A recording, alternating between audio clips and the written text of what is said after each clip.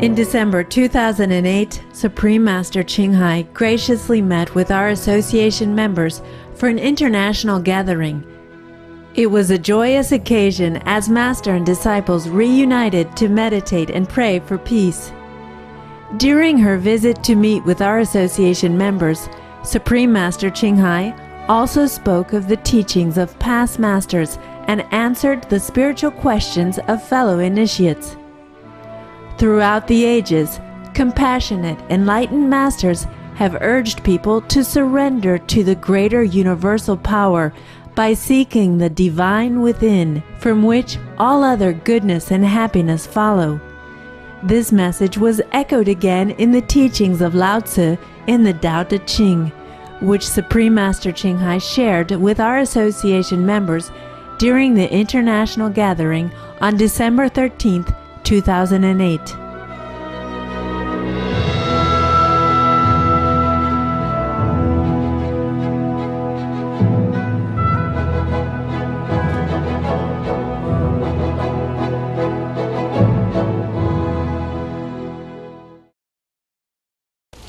Now we go back to the series Tao Te Ching. This is one of the nice stanzas about humility. Who knows his manhood's strength, yet still his female feebleness maintains. As to one channel flow the many drains, all come to him, or beneath the sky. Thus, he the constant excellence retains, the simple child again, free from all stains. For example, this man, he knows everything that there is to know, because he already attained the Tao. He's already understood the function of the universe, the knowledge of the cosmos. But he's still retaining his humble self, and so he doesn't look like a wise guy or anything. He probably look like one of us, yes, but because of the quality inside, it just naturally attract people coming to him or to her. So Lao Tzu say that this kind of person will constantly retain the excellence of his nature all the time. He became the child again, free from all flaws, from all stains. Yes. This is a man, a woman who has attained the Tao, yes, who has been enlightened. So with this essay, Lao Tzu want to tell his disciples how to act, how to behave, how to distinguish a person who has attained the Tao. He will look like this. Yes, very strong, very powerful, very wise, yet very simple, very humble, very ordinary. So he advised his disciples first to carry out their life on the planet as long as they live here. Not just physical strength, but even spiritual strength. You know it, but you don't boast about it. Because the man, after he attained enlightenment, for him is simple like breathing. He will not feel like, oh, it's a great, I attained the Tao, I am now the Buddha. No, he doesn't feel that way. She won't feel that way. It's very simple and natural to them anyway. But people will know it, and they all will flock to him, all beneath the sky. That means all being, because he's already one with all of them. So they feel no distant from this kind of being. It's not just human, but animals also. That's why he say all beneath the sky. He doesn't say human will flock to him or her. He say all beneath the sky will come to this person, because he has become a child again, simple, free, and pure. The next quality, who knows how white attracts, but yet always keeps himself within the shade of black. The pattern of humility displayed in view of all beneath the sky. He, in the unchanging excellence, arrayed endless return to man's first state has made. Is similar again, the humility of the man who attained the Tao. Even though he knows what kind of action would attract attention and praise and glory, but he stays in the background as much as possible, of course. The white and the black, this is the Tao people always use white and black, soft and hard, just to symbolize the two opposite energy in this world, in the cosmos. White is very bright and everybody can see it right away, even in the dark. Yes. And black is very shady and people notice not too much. Some people wear black to symbolize humility. It's not necessary that the wearer has humility, but it seems like tradition. He's not talking about the clothes here, although it does help sometimes. In this world, people just look at outside appearance and judge the person inside. Nevertheless, the person who attained the Tao is very simple. That's what they mean, very simple. Even though he knows what to do to make himself advance in the society, he doesn't do it. And if he does it, it's truly, genuinely, just for the sake of others. In his heart, this is not just about the action, it's about the inner quality of the man, that in his heart, he seeks no glory. That's what it is. No temporary glory of this illusionary world. Because, let's face it, even if you're king of the whole world, how long it lasts? And what for? The life of simplicity is really the bliss from heaven on this planet. I can guarantee you that. I tasted it, I loved it, and I still love it. It's just, we cannot always keep it.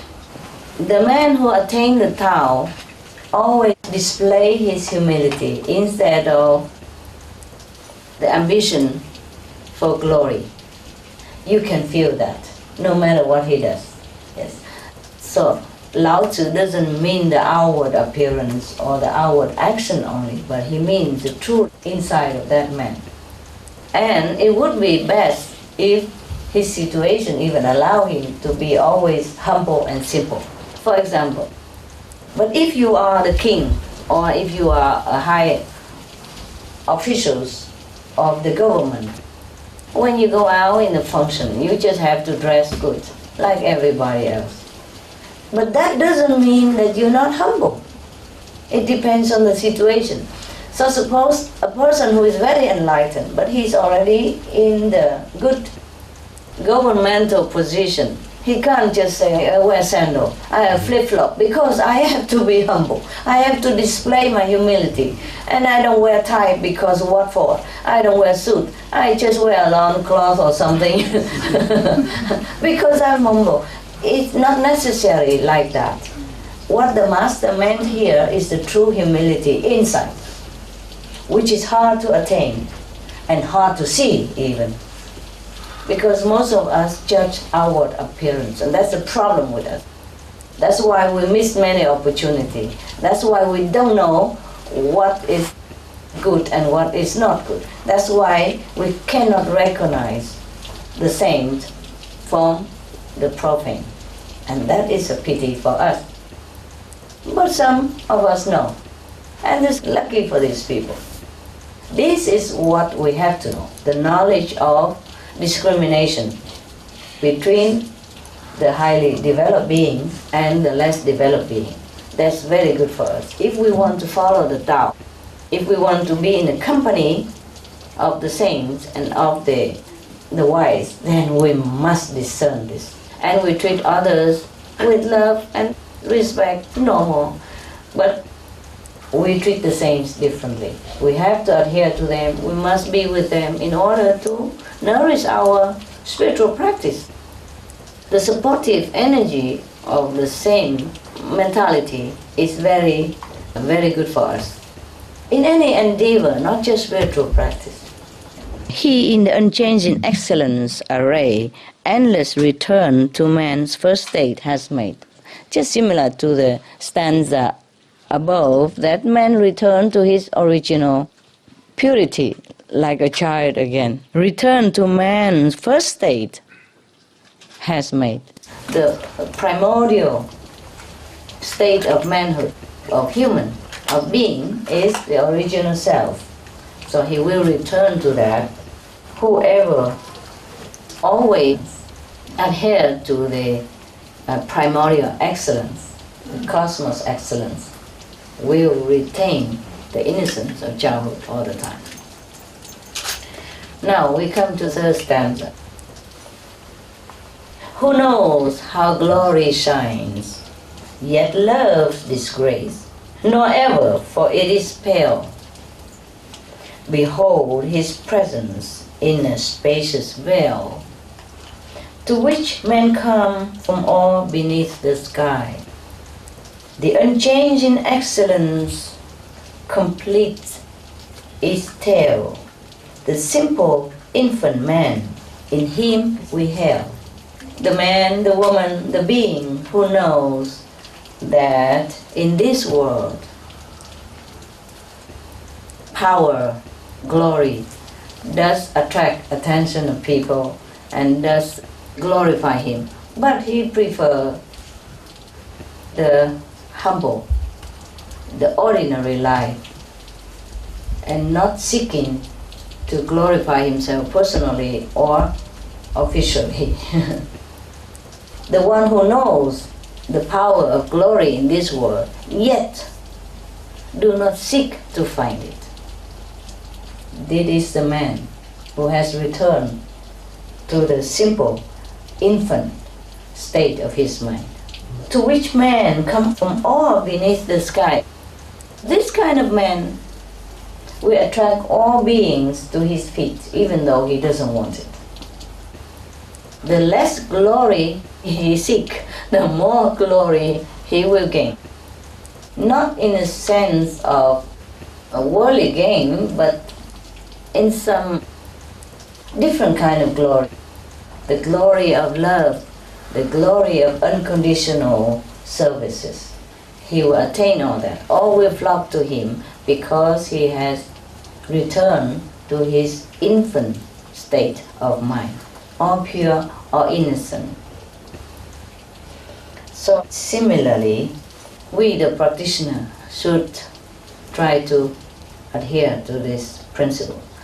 In the beginning, we understand that as a principle only, as a theory, but later on, as our practice progress and our spiritual level rise up and our mind more purified, our understanding of the Tao expands, then we will just become that. We will naturally become an infant again. So there's no need for us to even do anything to attain it. In the beginning, we try to adhere to it, we understand it, and we try to practice it, and later on become our true nature. As we practice spiritually along the way, our understanding will be more and more expansive, and then this will become natural. We will become just humble, naturally humble, no ambition for glory, for fame, for gain in this world anymore. That will be a normal state of us, and that is when we attain the complete Tao. I like Tao Te Ching because it's very simple.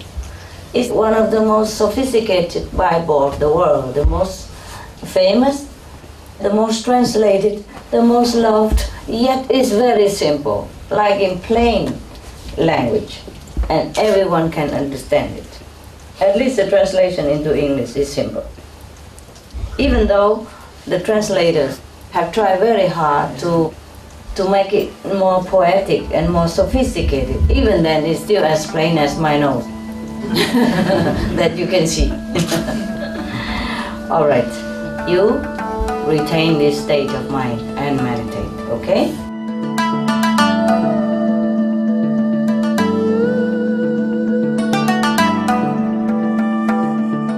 was a pleasure to have you with us for Between Master and Disciples.